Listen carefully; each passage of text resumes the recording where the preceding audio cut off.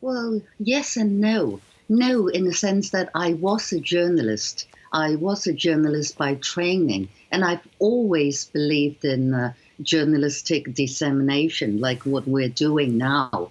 Uh, then political lobbying in the sense that you would be seen as inviting foreign interference or even asking for sanctions, foreign sanctions, right? And that's what they are now saying could be a mortal crime.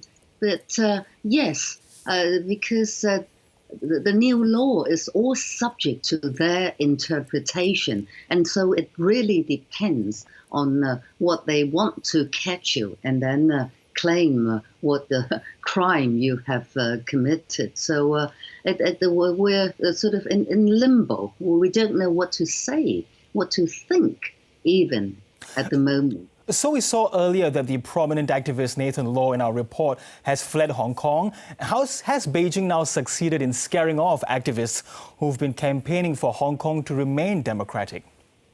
Well, that's exactly what obviously Nathan Law was worried about.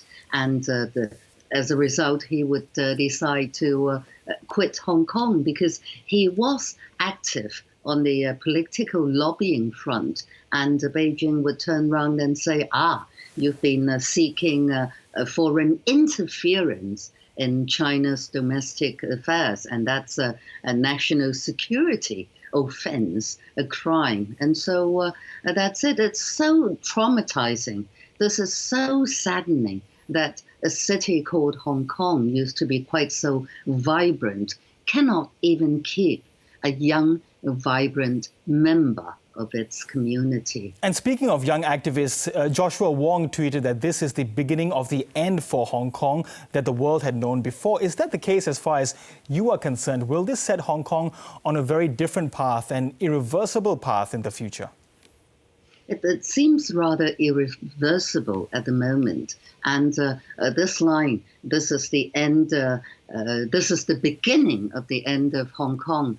I said that nearly 2 years ago. As far as I could see, it's probably already reached its end because this law is so omni-useful. It's so fundamentally powerful. It could just stun Hong Kong into zilch, nothingness. And what used to be Hong Kong as a very useful tool on the business front to China has now all been negated.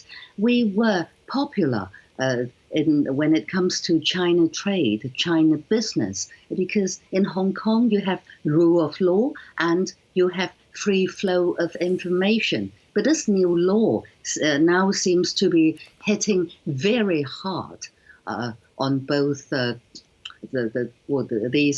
two particular sectors. And so it's going to harm foreign investors' confidence very much at the same time. So this just might mark the end. So looking forward, the UK, Taiwan and Australia are all looking to provide safe havens for Hong Kongers. Do you think there would be many that would take up that offer? I really can't tell. I would assume that Hong Kong people love Taiwan because of the geographical and cultural affinities. But with the rest, it's obvious that we will at least take it as moral support. But whether many people would actually take the offer is another matter. But then, of course, it's a choice. It makes Hong Kong people feel that at least we have other choices. Where there is choice, there's freedom, right? But many would just want to stay on, I understand. And before I let you go, Claudia, what about yourself? What does the immediate and perhaps long-term future hold for politicians such as yourself? You see, I still don't consider myself as a politician. I still tend to look at politics from a journalistic perspective. But then I'm so ancient. I have nothing to lose. So I'm not leaving, definitely. And I'll fight on. Okay, Claudia Mo, thanks very much for your time today and all the best. Thank you.